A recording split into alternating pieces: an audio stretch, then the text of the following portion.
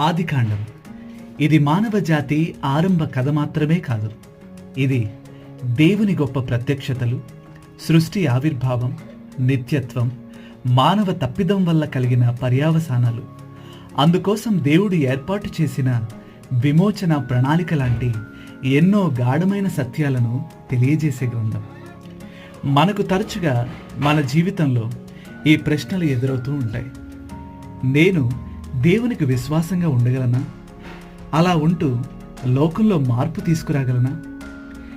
దేవుడు సరిగ్గా ఈ ప్రశ్నలకే సమాధానం చూపాడు మొదటి మనిషి ఆదాము ద్వారా. ఆదాం దేవుని చేత సృష్టించబడిన మొదటి మనిషి. అతనిలో దేవుని స్వరూపం ఉంది, అంటే అతనికి నాయకత్వం చేయగల శక్తి ఉంది. స్త్రీ పురుషులిద్దరూ నాయకులుగా ఉండాలన్నది దేవుని ఆజ్ఞ. అయితే వారు ఇతరులను నియంత్రణ చేసే గౌరవాన్ని పొందాలంటే ముందుగా తమను తాము సరిగ్గా నియంత్రించుకోగలరో లేదో నిరూపించుకోవలసి ఉంటుంది. ఆదాము ఇదే పరీక్షను ఎదుర్కొన్నాడు.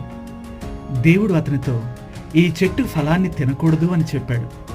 కానీ తన నమ్మకత్వానికి పరీక్ష వచ్చినప్పుడు ఆదాము పడిపోయాడు. ఒకవేళ అతనికి అనుభవం లేకనో, హవ్వను సంతోషపెట్టాలనే కోరిక వలనో మనకు తెలియదు. కానీ ఆదాము యొక్క మొదటి వైఫల్యం మాత్రం భవిష్యత్తుకు కావలసిన ఎన్నో గుణపాఠాలను అతనికి నేర్పించింది. పరీక్ష నిజమైన విలువను పరీక్షించి ధృవీకరించే ఒక కర్మాగారం.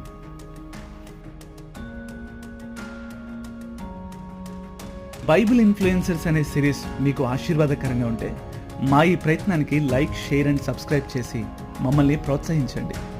మరొక కొత్త బైబిల్ ఇన్ఫ్లుయెన్సర్తో మీ ముందుకు వస్తాం. Until then, God bless you.